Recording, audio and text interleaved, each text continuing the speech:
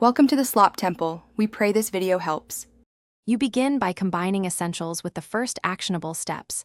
Identify 3 non-negotiable goals that bound your decision space, like time and impact.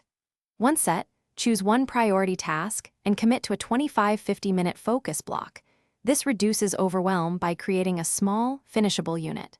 Make sure to remove 2 common distractions: notifications and irrelevant tabs. This immediately converts vague options into a clear next action, so you can stop weighing choices and actually move forward. Once you're started, continue by splitting the work into 3 to 5 micro steps that each take 5 to 20 minutes. This maintains momentum and gives immediate feedback.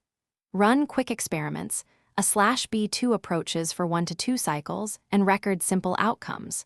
Make sure to treat each result as data.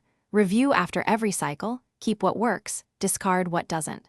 This iterative approach reduces fear of failure because you're optimizing in small increments rather than betting everything on a single, big decision. To finish, consolidate the best micro results into the final deliverable and execute a focused 10-minute polish pass.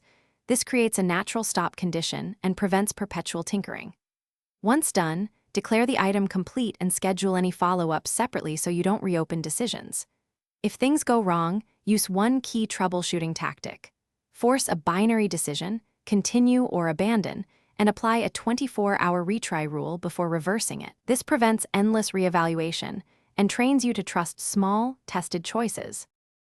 Thanks for watching. Consider subscribing if we helped you.